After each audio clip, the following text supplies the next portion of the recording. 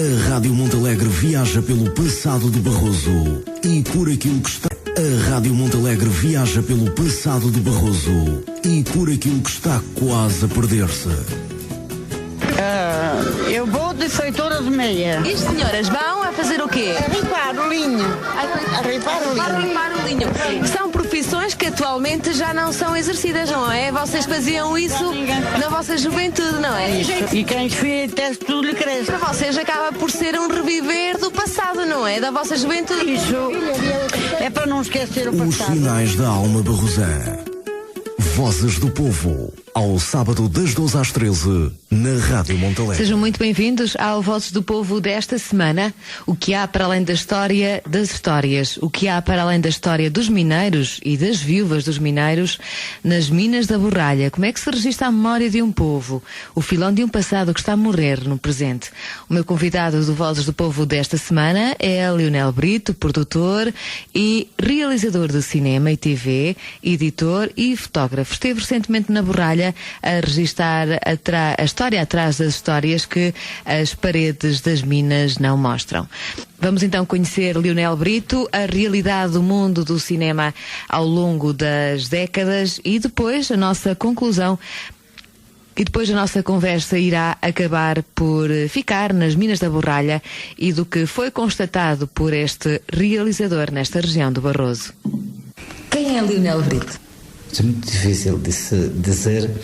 Eu lembro-me que às vezes me perguntavam que profissão tinha e eu dizia que não sabia bem, porque faço coisas e fiz durante a minha vida muitas coisas que aparentemente são de pessoas diferentes, e eu acho que isso é uma das coisas que me mantém na minha idade ainda com vontade de fazer, porque se a gente mudar do que está a fazer, está sempre a fazer de novo, e o facto de estar a fazer de novo renova-se também ele.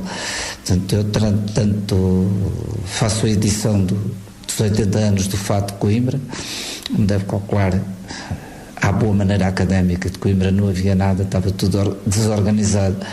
Por exemplo, passei uma tarde inteira à procura dos ficheiros do Zeca Afonso, e eu, feito arquivista, estava nos Jotas, no José Afonso, e eu pessoalmente disse, tem que ir ao Zeca, ele é Zeca, não é? E a gente estava ali aquele tempo todo, e editámos, como fiz filmes, como edito livros, como organizo congressos, não sei dizer, e fui engenheiro técnico agrário.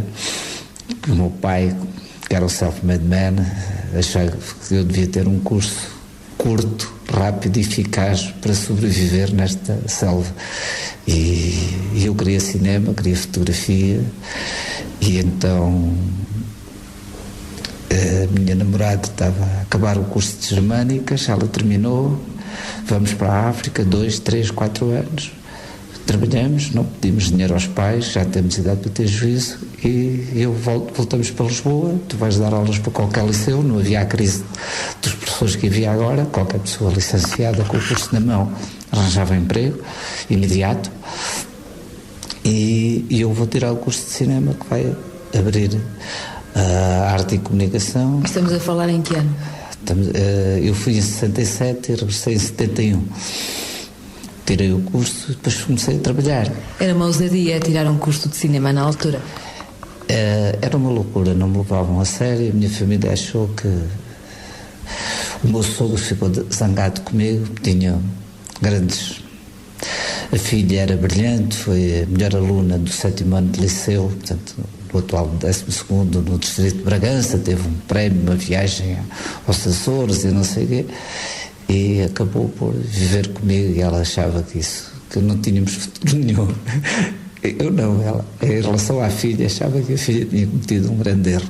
E o meu pai achou que eu saía a ele. O meu pai fez tudo, andou no wolframio, teve minas de wolframio pequenas, não tem nada a ver com a Borralha, uma mina muito pequena, tinha uns 30 buracos, uns 30 era, mas ganhou muito dinheiro nessa altura, foi presidente do Futebol da Terra e daquelas coisas todas. E acabou por ser ceareiro no Vale da Vilariça e ser o maior produtor de melões e de trigo de Trás-os-Montes, quer dizer, e ele percebeu isso, que eu iria para o cinema, e tirei o curso e fui trabalhar. Comecei pelo princípio na publicidade, a fazer pequenas coisas, a fazer pequenos trabalhos. Estava o Manuel de Oliveira a fazer a Benilda ou a Virgem Mãe na Tobis, na velha Tobis, e eu fui para lá e comecei a trabalhar lá. Como era o mundo do cinema nessa altura e dos produtores, quer seja da publicidade? Era um mundo que não tem nada a ver com o mundo de hoje. Ou seja, quais são as diferenças? O que é que havia e o que é que não há hoje? O que é que havia? Fundamentalmente naquela época éramos muito poucos, e há uma frase de António Lopes Ribeiro que define este tipo de comportamentos. O António Lopes Ribeiro dizia que nós de cinema somos poucos e graças a Deus damos-nos mal. Estava tudo muito... Havia empresas produtoras que viviam de jornais de atualidades, faziam jornais de atualidades, passavam nos cinemas.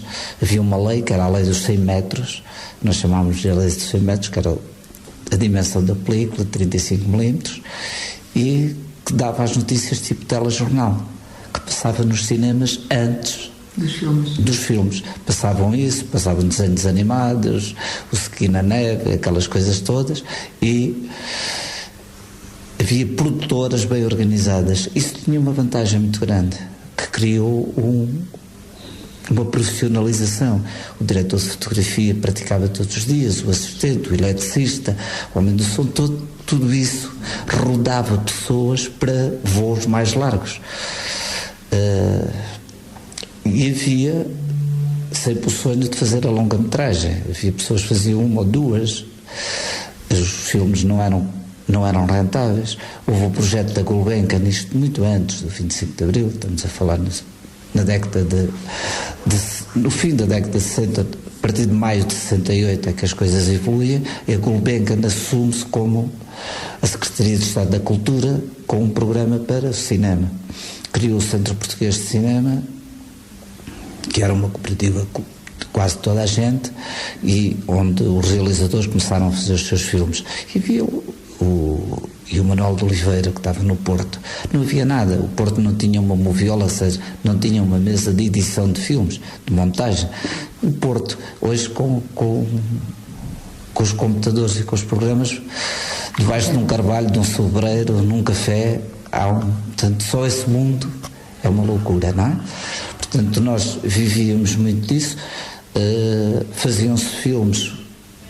Depois apareceu o Instituto Português de Cinema, ainda antes do 25 de Abril, e que também fez concorrência à Gulbenkian e abriu concurso para fazer filmes. Concorriam realizadores, era um núcleo muito pequenino, conheciam-se quase todos, frequentavam quase todos o mesmo café, não é? Era o Vavá, no bar de Alvalade.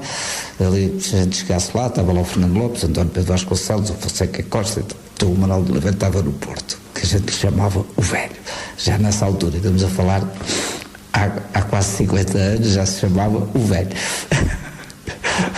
E, portanto, era assim que funcionava o cinema. Quando se tentava, por exemplo, António Macedo ou Manuel de Oliveira, alguém, fazia-se uma equipa a partir do nada. Havia um diretor de produção, que era o Henrique Espírito Santo, era ele que organizava os filmes, ia buscar o eletricista que trabalhava no Castro, que trabalhava na Telecine, não sei quantos. Não havia relação nenhuma com a RTP. A RTP não tinha produção externa, não havia outra televisão, o segundo canal era muito mau, não chegava a maior parte do país, e a televisão era uma coisa que nós desdenhávamos. Porquê? Porque as coisas eram de má qualidade.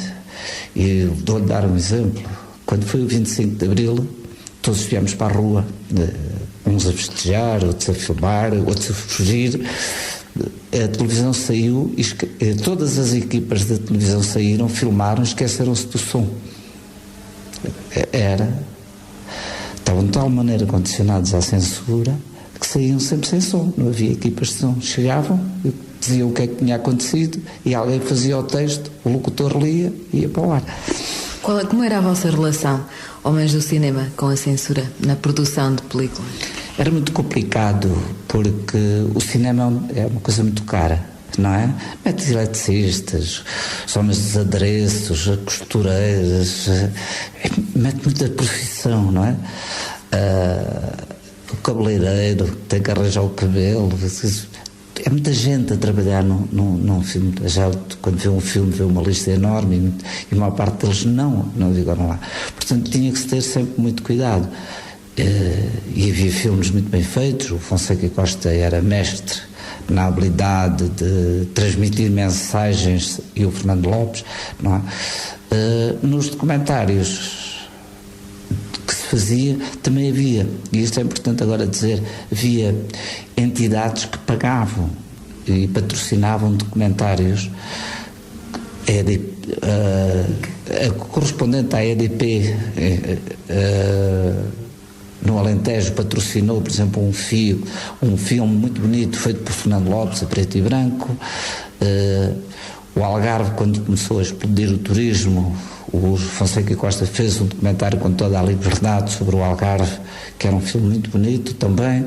Havia um certo documentarismo com força, não um documentarismo social, isso surgiu com o 25 de Abril, mas como exercício cinematográfico, como transmissão das ideias que cada cineasta tinha, era mais fácil. Outras vezes fazia-se muito documentarismo com as sobras da película, das longas metragens, porque o filme era muito caro, era cara a película, era cara a revelação. Nós, quando foi o 25 de Abril, tomámos de assalto a televisão. Este tomar de assalto foi as pessoas do cinema reunirem-se. É a altura de começarem a televisão a fazerem-se coisas, fazer-se documentários, fazerem-se filmes mais baratos para a televisão, com outras preocupações. Então os cineastas, de repente, até por ideologias ou por não ser uma coisa muito grande, por várias razões, como tudo, criaram-se 3 cooperativas. A mais importante foi a Sine Qua Non, que durou até há 3 anos, não é? E que foi para onde estava o Fonseca Costa, o Luís Galvão Teles, o António Macedo, o Sá Caetano, o Luís Filipe Costa. Portanto, estavam essas pessoas, e juntou-se o Elcio Roque, que era o melhor operador de imagem, Moedas, Miguel, juntou-se muita gente e convidaram-me a mim para dirigir a produção.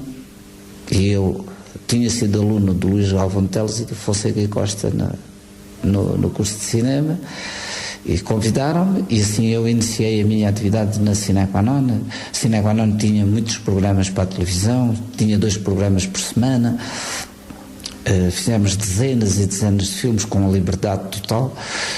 Os primeiros filmes nem eram assinados, era um filme da Sine Qua Non. Mais tarde é que tivemos que dizer quem é que os fez, não é? Quando foi agora os 40 anos de Abril, a Cinemateca passou esses documentários que eles consideraram mais de referência na época, tiveram que selecioná-los, e os da Sine Qua Non foram em maior número, e tiveram que identificar, e quem é que fez o som, e quem é que fez a imagem, porque era um filme da Sine Qua Non. Até me convidaram, fui lá assistir e falar, foi um ato muito bonito da Cinemateca Nacional. Mas era assim, e aí também começámos a fazer documentários já com outra envergadura, não com um orçamento mais pequeno, que eram os da televisão, mas com outra ambição, mais pensado, mais estruturado, mais de autor, digamos, e longas metragens, que era a ambição do cineasta de longa metragem, que era o António Macedo, o Fonseca Costa, o Luís Galvão Teles, o Sá Caetano, que queriam fazer longas metragens. Eu queria fazer documentários, não é? Havia os documentaristas, o Lira e eu. E porquê documentários? Está mais perto das pessoas, sinto-me mais à vontade, transmito melhor aquilo que eu quero. Eu primeiro comecei por fazer um filme sobre a minha terra, que eu conhecia muito bem, como é óbvio, e levei a equipa para Trás-os-Montes e filmámos Moncorvo.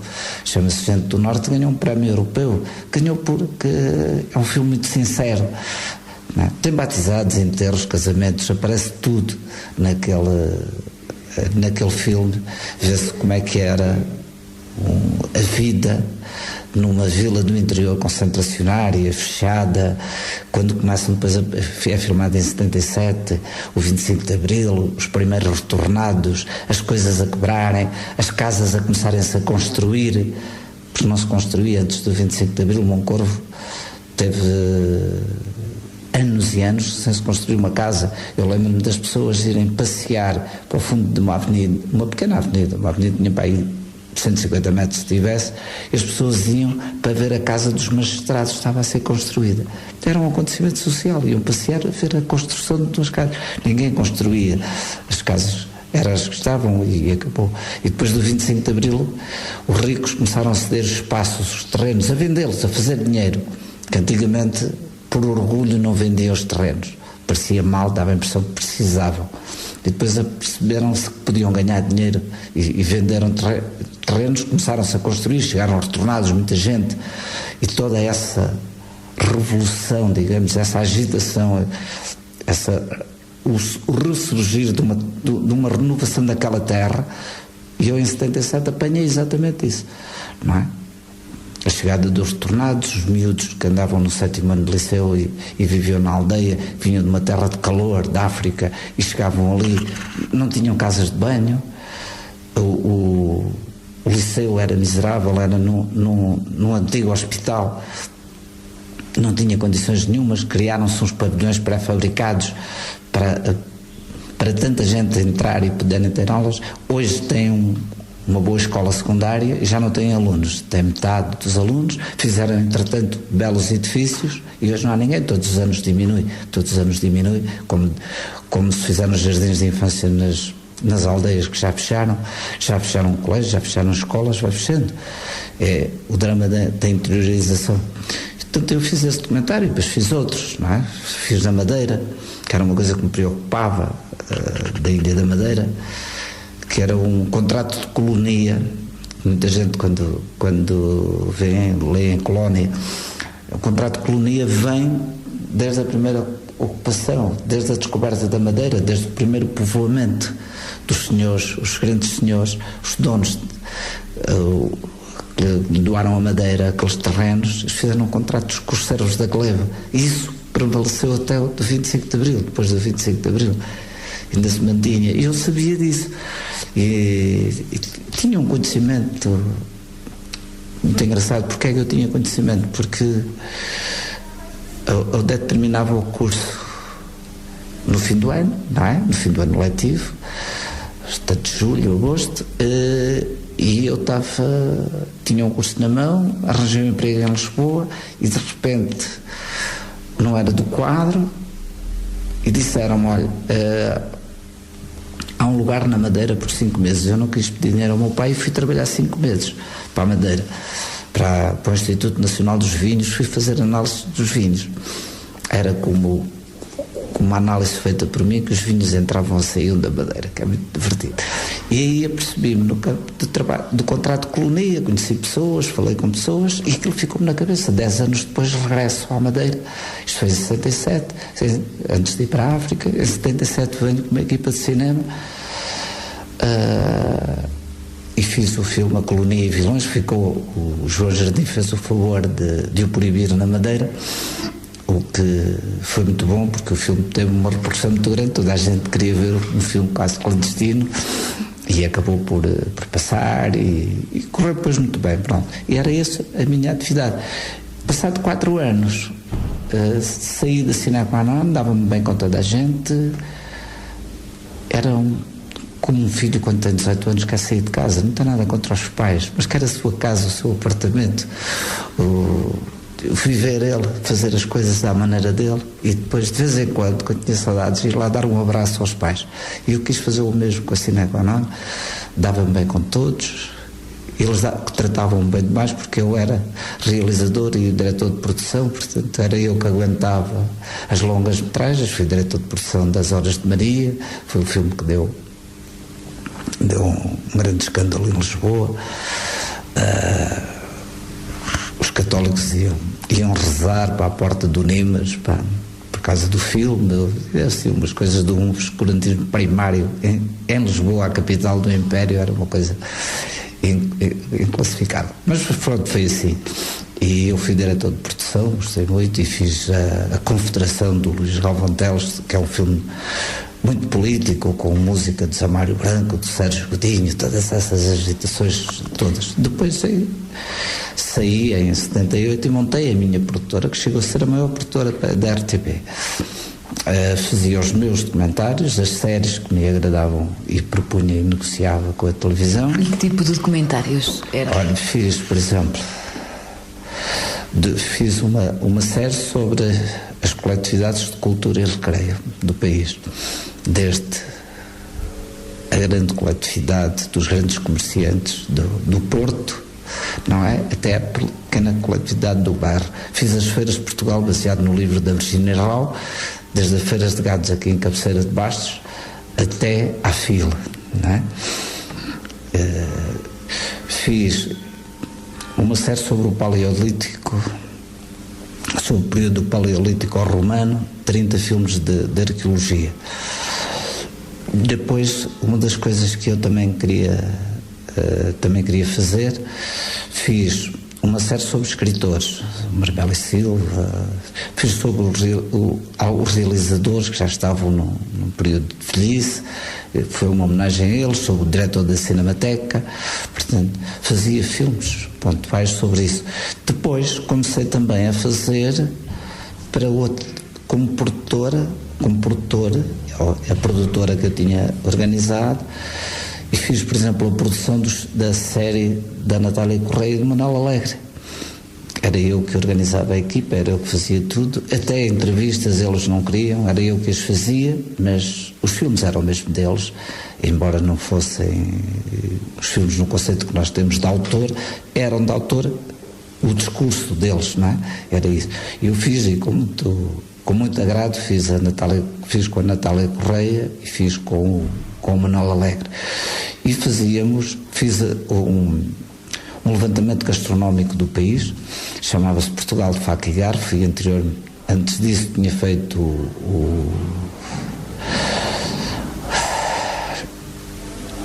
uma série que era com um frade, também sobre a gastronomia, não me lembro agora o nome de repente. O Portugal de Faca e Garfo, como o próprio nome indica, foi um levantamento exaustivo da comida tradicional portuguesa. Foram 30 documentários, corremos o país inteiro, 2 vezes, depois até com filmes temáticos. Fiz um documentário que é muito, muito curioso, em colaboração com... Fizemos a reconstituição de uma refeição no tempo do Marquês de Pombal, em Queluz, não é? Com a diretora do Palácio, chamou-me se eu queria fazer, e eu gostei muito. De um lado estavam os atores, como é que era uma refeição, aqueles pratos que nunca mais acabavam, a comida com ela e tudo. Portanto, fizemos muitas coisas desse género, não é? Em televisão às vezes é um bocado difícil distinguir entre uma reportagem e o documentário, mas o que é que marca essencialmente essa diferença? A reportagem tem muito de atualidade, do acontecimento que está a ser debatido, tem muito a ver com o dia-a-dia e com o facto. Sucedeu isto, e então vai-se lá. Pode-se fazer uma notícia rápida para um telejornal, ou um trabalho mais cuidado, como no jornal, um artigo, um trabalho de fundo, uma reportagem que sai, por exemplo, os semanários não são diários na linguagem. A gente sabe que o diário no outro dia sai outra vez, já sai outra coisa, e então desenvolvem. O público faz muito isso também. Agora já até ou faz por cadernos ou põe na internet, no seu jornal digital. E os documentários são a mesma coisa, ou seja, houve um acidente na mina da Borralha, não é? A gente vem cá, faz a reportagem, vem um jornalista, faz a cobertura disso e dá a notícia. Pode desenvolvê-la mais, mas o documentário vem mais tarde, pode passar 6 meses, ou não sei, vem fazer sobre o quê? Sobre as minas da Borralha, onde então onde se pode aflorar os acidentes que já teve, esse e outros, desde a sua história, etc. Esse é que é um documentário, e ao mesmo tempo tem muito cunho pessoal. É ele que é a visão dele desses acontecimentos, não é? E outras vezes, quando está a fazer, por exemplo, um documentário sobre um escritor, não é? Ele também tem que gostar do escritor, tem que sentir, tem que o ler, e é a sua visão, quase como se fosse um crítico, não é? É porque ele só filma aquilo que acha que é importante, e essa é sempre uma visão pessoal. Como é que nos documentários se capta a identidade de um povo, de um território? Qual é a essência? Se existe técnica? Como é que se vai lá no fundo? Há coisas que a gente não é capaz de explicar. Eu lembro-me de uma amiga, de um amigo meu, era namorada dele, queria entrar para o teatro e tinha um exame. E nós no outro dia perguntámos: então, Fátima, como é que correu o exame? E ela disse-me: olha, era cultura geral e eu não me preparei. É um pouco isto, ou seja, nós às vezes não podemos fazer certas coisas porque não as dominamos, não as conhecemos. Temos que fazer um trabalho de casa muito, muito profundo, e depois temos que entender o que se passa. Por exemplo, eu estou agora aqui na Borralha, eu não estou a fazer um documentário tradicional, estou a fazer uma coisa completamente diferente, que não, há 10, 15 anos ninguém sabia que havíamos chegado a uma altura que podíamos fazer isto. Nem se discutia, nem se falava, não existia, pura e simplesmente. Já não fala há 40, no boom do cinema, na grande explosão, ninguém pensava nisso. Primeiro, agora a película não existe e é grátis. As gravações não se pagam, podem-se ver ao instante. O filme pode ter 40 horas, não é? Pode ter o tempo que nós entendermos. Portanto, isso abriu um campo ao cinema que estava completamente fechado. Nem estava fechado, não existia. Não era uma porta que estava fechada, era um mundo que não existia.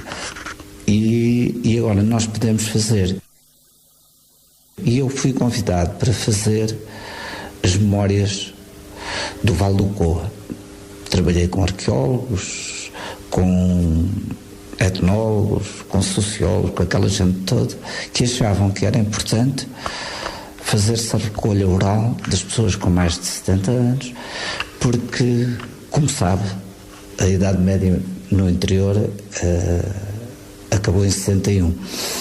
Em 1961 acabou a Idade Média em Trás-os-Montes e no Vale do Coa, com a Guerra Colonial, a imigração, o 25 de Abril, a União Europeia e a internet.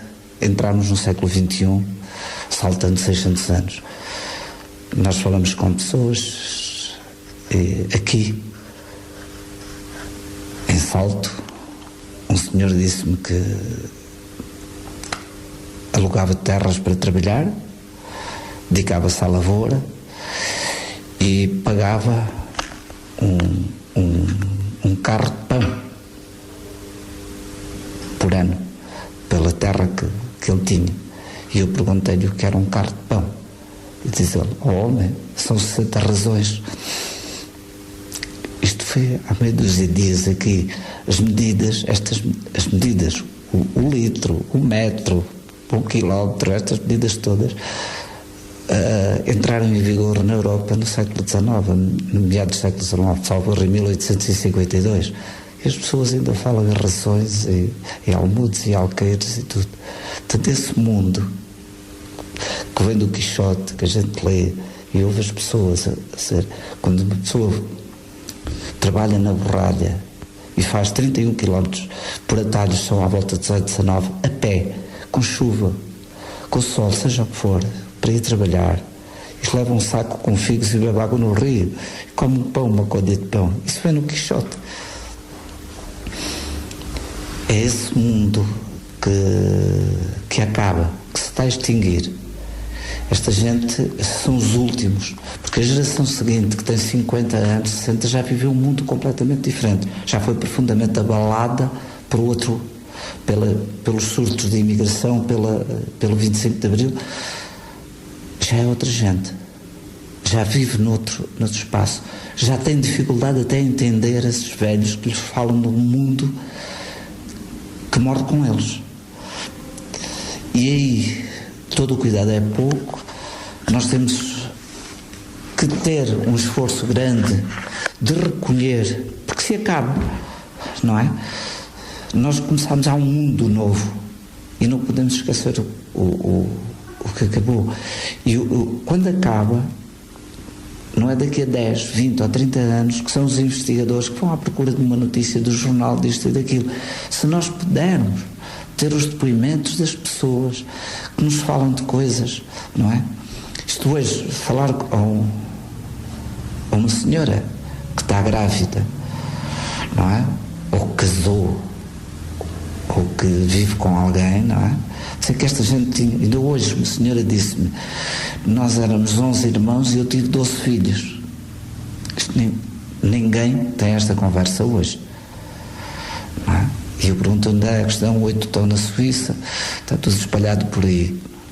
E eles tinham os filhos em casa, ninguém tem os filhos em casa, não é? Levavam uma agulha e coziam, e tratavam isso, e deitavam o miúdo e ainda iam trabalhar.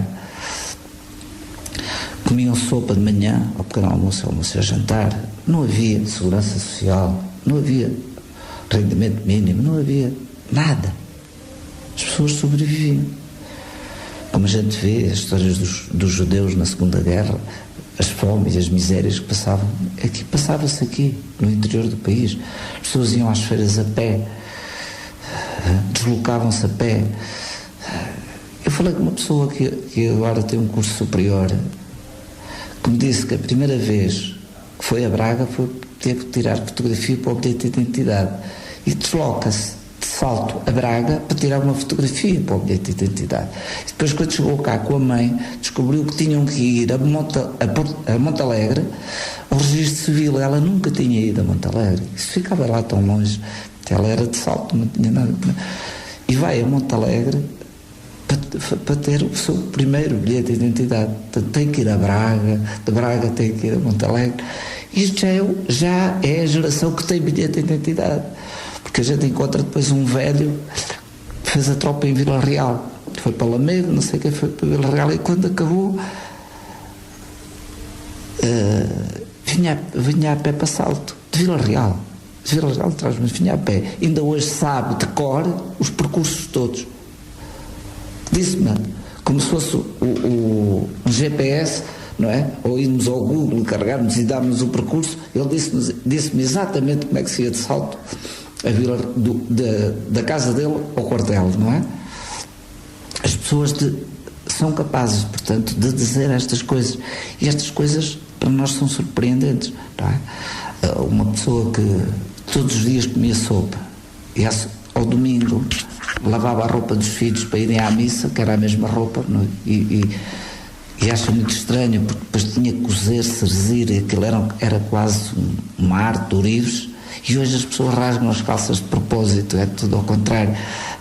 E ela, ao domingo, o grande prato era arroz com feijão, sem mais nada, assim. Porque durante a semana eram couves e era a sopa só. E comiam a sopa quando tinham fome, pequeno almoço, ao jantar, não havia pequenos almoços, era de manhã, tarde. Portanto, esse mundo, as pessoas que iam, as miúdas que tinham fome, que tinham 7, 8, 9 anos, iam para a estrumeira da casa dos ricos, porque não havia contentores de lixo, não havia nada. As pessoas pegavam e estavam para fora. Pronto. Eles iam apanhar as cascas das batatas dos miúdos e coziam-nas e comiam-nas, sem sal, sem nada. Comiam as cascas das batatas e as cascas das laranjas, que o Padre João deitava para fora. Inconsciente de que estavam, sem saber que eram recuperadas. Isso é história. E vamos encontrar isso aonde? Na guerra de 39-45, na grande fome que passam os povos. Isto a gente encontra aqui no cotidiano. As pessoas ainda viveram isso. Essas pessoas estão vivas. E a gente olha e tem que ter um tato muito grande a falar com elas. não é? Tem que se apagar, tem que ser quase como um padre do confessionário, deixá-las falar, ter o cuidado de as meter naquele carril e de vez em quando se desviarem e conduzirem outra vez para isso, para elas deitarem isso tudo cá para fora. Que depois elas tiveram 11 irmãos e 12 filhos e hoje têm orgulho nisso. Porque, como me disse, o meu avô era analfabeto, eu tive a terceira classe e os meus filhos são doutores. Isto é muito importante que a gente ouça com ternura, comovido, porque de repente a gente já é desgraçados, miseráveis, fazemos esta classificação. Não. Eles tinham um grande orgulho do seu comportamento, da sua palavra, da sua ligação com os filhos, com a família, com a aldeia, com a terra, com a comunidade. Quando havia um incêndio, saíam todos. Quando havia qualquer coisa, juntavam-se. Havia, digamos, uma adesão, uma ligação entre eles, que era a fome que os ligava. Era a falta de um Estado que o apoiasse. Eles sobreviviam, estavam numa selva. O Estado era o cobrador de impostos só, não havia nada. Então as pessoas sabiam que tinham que se juntar, não é? Eles pegavam num realejo e faziam uma festa. Não é? Até que o homem que tocava realejo dizia: ninguém toca, então, está ali um a dançar com a minha namorada, não quero tocar mais, não é? Quer dizer, aquilo era uma festa. E se calhar era uma festa muito alegre, no meio da rua.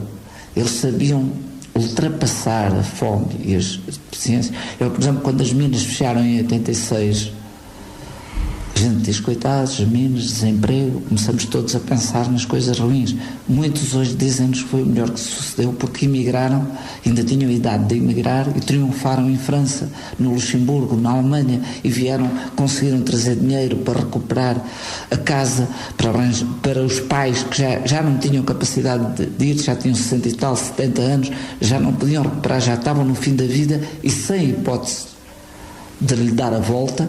E foram os filhos que foram para a França que vieram resolver os problemas de ordem económica e de bem-estar dos pais, que se estivessem nas minas se calhar continuavam na mesma, naquele ramo-ramo, naquela vida, sem futuro, sem poderem dar, utilizando uma palavra daqui, sem poderem dar o salto destas. É assim, não sei o que é que quer dizer mais. Pergunta. Quem são os filhos da Borralha? Filhos conheceu? Daqui? Muita gente. Histórias particulares, curiosas? Muitas histórias. Eu, neste momento, tenho 47 gravações feitas que correspondem sensivelmente a 40 horas de registro que estamos a editar, uma a uma, com uma pequena monografia de quem é, uma fotografia, tal, a sua profissão, pequena, uma coisa com 100 palavras, ia dizer 400 caracteres, mas 100 palavras. Depois, quando fala de temas que são importantes ou que os sociólogos possam estar interessados, são referenciados no minuto tal isto, no minuto tal aquilo, está a ver? Para poder alguém que venha fazer um estudo da imigração, naquelas 50 entrevistas finais que estejam feitas, imigração, ele diz a Dona América, a Adélia fala no minuto 20 e tal da imigração, a outra fala disto, a outra fala daquilo, está a ver? Ele tem ali, digamos, as coisas preparadas para poder fazer a sua tese, o seu mestrado, o seu doutoramento ou a sua investigação para outro trabalho qualquer, ou também para as memórias do Couto Mineiro da Borralha, que tem que ser recuperado. A Borralha não morreu, a Borralha pode ter um futuro ligado sempre ao seu passado, como tudo, pode-se renovar. Aquilo não é uma terra de agricultores, o agricultor é nas outras aldeias. Por isso é que eles falam de minério, e um velho de uma aldeia disse-me que as coisas estavam muito más. Há aldeias que já nem uma vaca têm. Não me dizem que só há velhos, como nós dizemos, somos da cidade, dizemos só há velhos, já fecharam a escola. O homem disse-me: nem uma vaca tem, aquela aldeia já está na reta final, porque isto era uma terra onde se criava o gado barrosão, e as pessoas mediam até as fortunas pelas cabeças de gado. Ele estava a falar na sua linguagem certa. As minas têm futuro, ligadas, era muito bonito recriar o mundo da borralha, dar-lhe uma vertente cultural e económica, fixar os jovens que estavam na borralha, que gostam da borralha, que vivem lá, não é? E mais, recuperar aquele passado digno e de orgulho que a borralha tinha. A borralha tem uma escola profissional, quando não havia quase no país, não havia nada.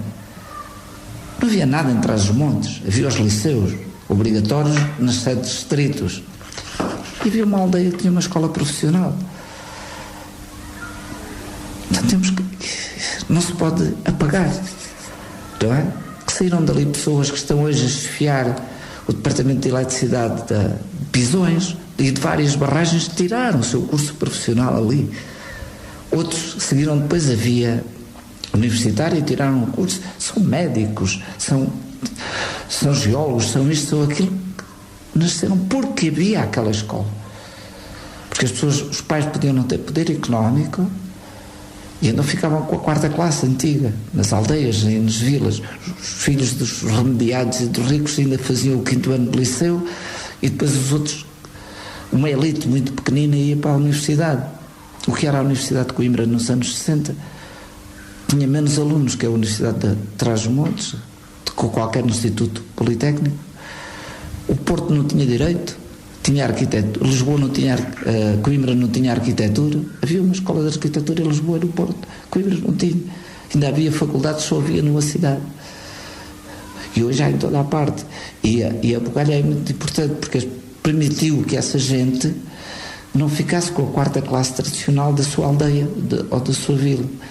Porque para fazer o 5º ano de liceu, que é hoje o 9º ano, tinham que ir fazer exame a Bragança, ou a Vila Real, ou a Braga, e tinham que ir para lá estudar. Quem é que tinha poder económico? Era um grupo muito pequeno. E havia o recurso aos seminários. Tanto quando se democratizou o ensino, os seminários fecharam. Não é falta de fé. Aquilo era a única maneira de subir e de fugir das vacas, da aposta, da miséria, do limite destes morros. É a cultura, sempre foi. E a única porta que estava aberta era os seminários. Em 91 era padre, não é? Os outros ficavam e fizeram carreira. Nunca se fez um estudo profundo da importância dos ex-seminaristas na cultura de Trás-os-Montes, por exemplo. Nós vamos encontrar grandes valores da cultura e que são seminaristas, porque aprenderam o latim. E o latim é a língua-mãe. É difícil a gente brincar com o português. Quem sabe latim brinca muito melhor. É o dono do brinquedo. Nós somos mais curiosos. Portanto, a borralha nisso é importante. Aquelas minas, aqueles quilómetros e quilómetros e quilómetros de percurso, eu entrei nela. Quando disseram, aquilo está tudo abandonado e não sei o quê, falei com um senhor que tinha lá trabalhado e abrimos um portão e fomos para ali dentro, não é? E fiz mais de 400 metros. Fui à jaula, que é um nome muito bonito. A jaula é o elevador. Eles, quando viram aquilo, já parecia uma jaula, não é? E ainda hoje é jaula e acabou, ninguém diz elevador.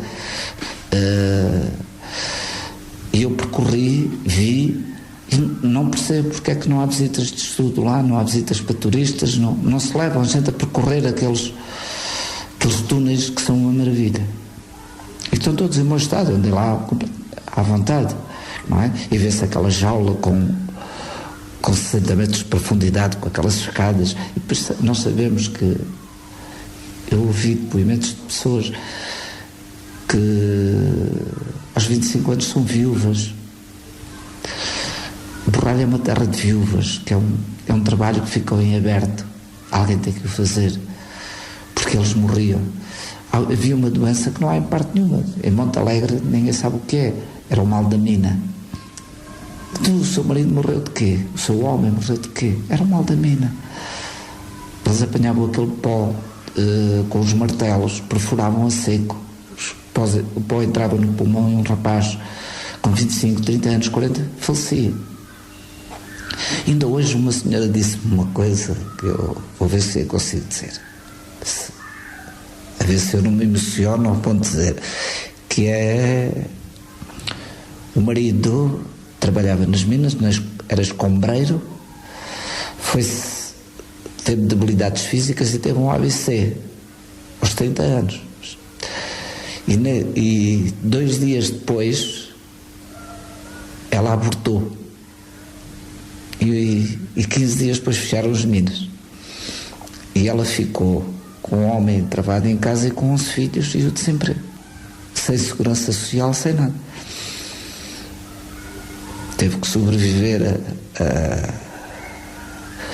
a pedir esmola, a lavar roupa de outros, a ir buscar lenha aos campos, por isso é que não havia incêndios, porque apanhavam todo o pauzinho que havia no campo e vendiam, porque as casas eram todas com a lume, não havia gás, não havia nada, e ela sobreviveu assim, conseguiu que os filhos, não lhe deu ensino, conseguiram que os filhos tirassem a 4ª classe e empregava-os aos 10 anos.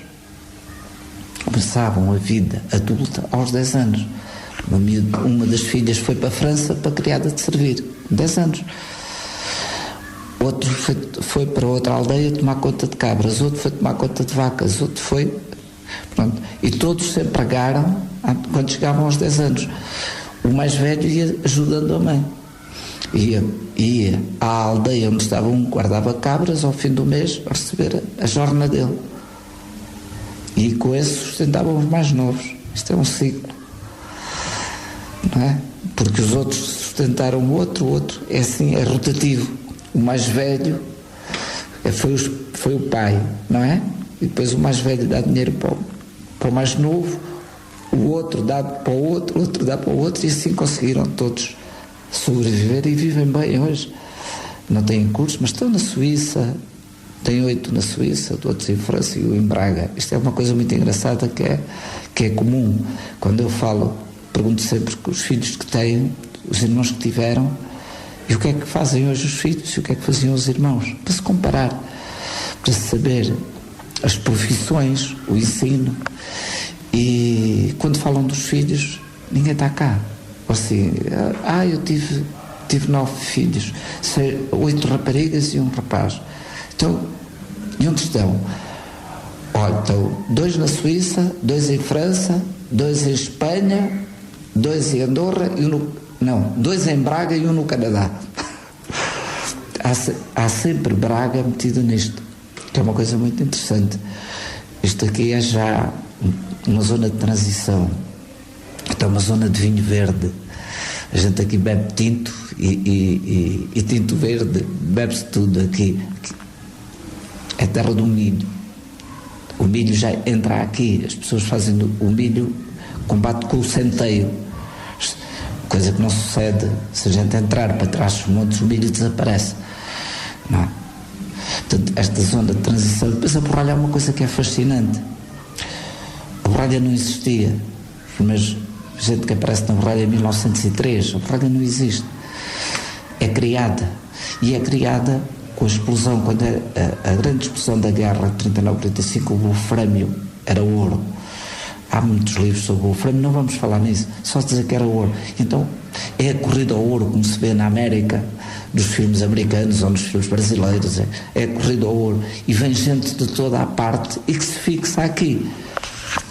E essa é a parte que eu espero que alguém faça um doutoramento e mestrados e trabalhos sobre isso, que é uma parte fascinante, que ainda que há dias uma senhora me dizia, sempre que vinha a propósito de qualquer assunto, ela dizia maré. Foi na maré do Ocidente, foi nessa maré, ou nessa maré as coisas não estavam lá muito boas. Utilizar a palavra maré, ora, falar de marés no interior, era gente que vinha desde Vila Nova de Gaia, Viana de Castelo, vieram para aqui, de Chaves, não sei quantos. Essa gente de várias terras, não é? Trouxeram as suas culturas locais. A fusão dessas culturas locais deu uma cultura própria. A gente da Borralha e gente de Salto não é igual a de Montalegre. Quem diz Montalegre diz Chaves, ou diz Torre de Moncorvo, ou Mirandela, porque na altura em que as terras eram muito fechadas, e aqui o Barroso foi uma das terras mais fechadas, até à célebre estrada que liga Chaves, nos anos 30, que liga Chaves a Braga, eram todas muito fechadas sobre si. Quem rebenta com isso tudo é a borralha e o salto por reflexo da borralha. É a borralha que traz gente de todo este norte, que vai de Gaia a Viana até Chaves, este junto-se aqui de Cabeceira de Bastos, veio por aqui de Vieira, não sei quantos, vem a gente toda, e que alguns ainda hoje lá vivem, e nasceram lá os filhos, que trazem as suas culturas locais, a sua alimentação, não é? As suas canções, os seus hábitos, os seus trajes, que se vão todos misturando lentamente, num processo muito lento e natural. Não são os sociólogos que o fizeram, não saiu por decreto, nem ninguém o fez com intenção, foi assim naturalmente. É a mulher que vem, o pai vem de Chaves, ela casa com um rapaz que nasceu também na borralha como ela, mas os pais são de Viana de Castelo ou são de Vila Nova de Gaia, não é? E tudo isso, esse casal já não é o mesmo, já traz duas culturas, e essas misturas contínuas E isso ainda se sente hoje na borralha? Ainda se sente na borralha. Eles não se sentem agricultores numa terra agrícola e pecuária por excelência, não é? São industriais, tinham uma indústria mineira, têm outro conceito, e depois têm essa visão. Eles sabem que há uma terra longínqua onde nasceu o pai. Há, portanto, as barreiras que fechavam as outras nossas vilas, não é? Que duraram muito tarde, até 61, começaram-se a quebrar. Por isso é que eu fiz o filme Agentes do Norte, era um ambiente fechado, e a gente ainda vai encontrando às vezes coisas dessas, agora já não. Esse mundo desapareceu com as televisões e com as digitais, com as internet e não sei o quê. Mas esse mundo, a borralha foi a primeira a fazer uma cultura nova, e o salto foi o primeiro a dar o salto para o outro lado, a saber que há outros mundos e que não estavam fechados aos lameiros, à vaca, que não estou a dizer mal disso, estou a dizer que essa era uma maneira de viver que já vem de há 1000 anos ou há 2000 anos, não é? Como nós em Miranda vamos encontrar, quando eles iam trilhar o centeio, ainda utilizavam, ainda está lá agora como peça de museu, mas ainda há pessoas que utilizaram o mesmo trilho que é citado por Virgílio, que vem na Bíblia. A construção dele ainda tinha pedrinhas finas, não é? Em bico, para cortar o centeio.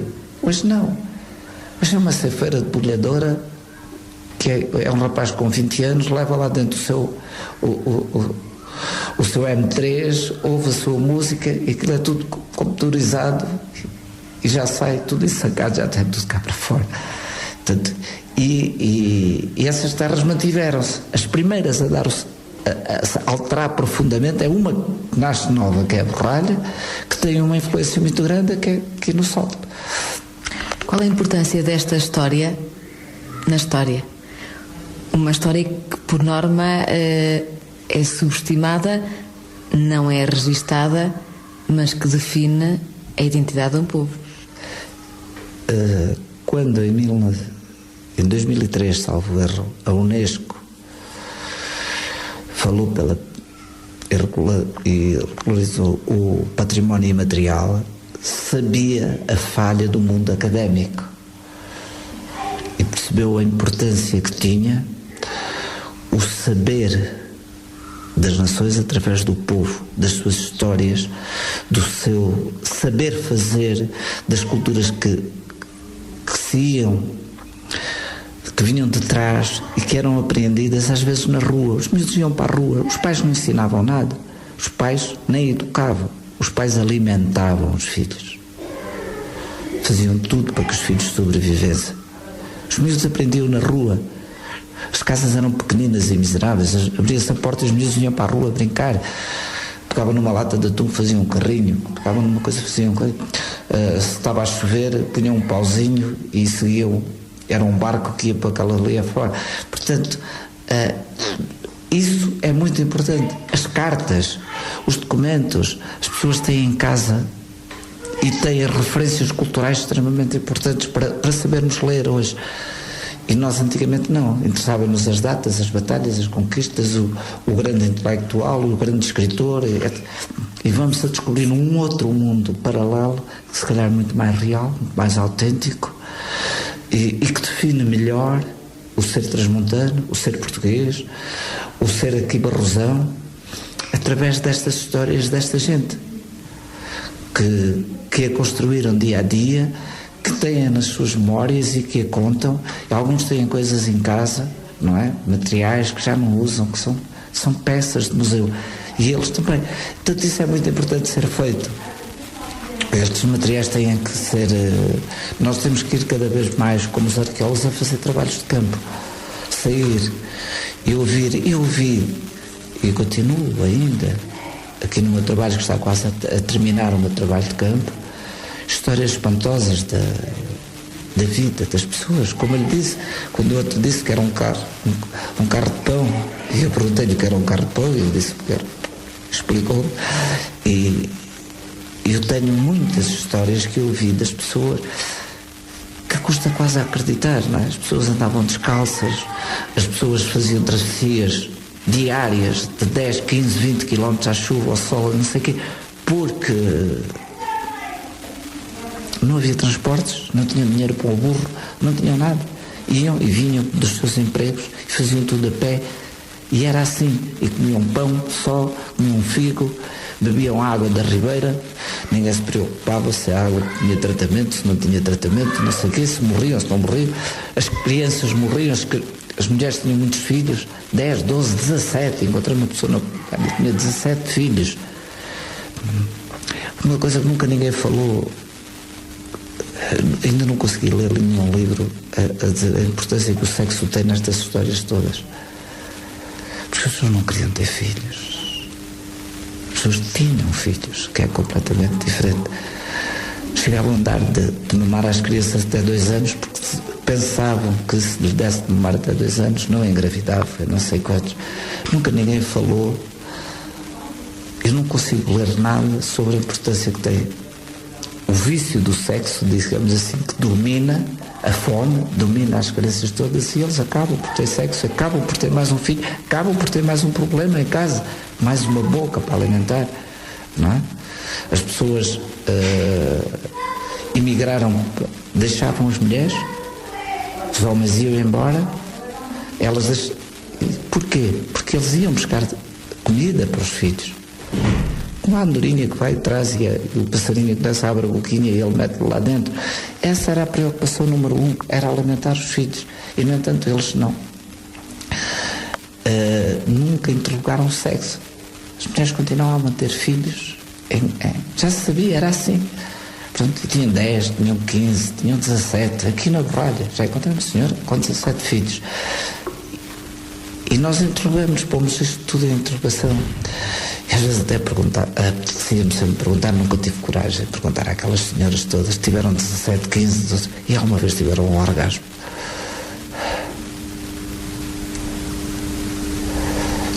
Tudo isto é muito complicado de falar. Vozes do Povo. Chegamos então ao final da emissão desta semana do Vozes do Povo. Desejo-lhe a continuação de um bom fim de semana. Ao fim de semana, a Rádio Montalegre viaja pelo passado de Barroso e por aquilo que está quase a perder.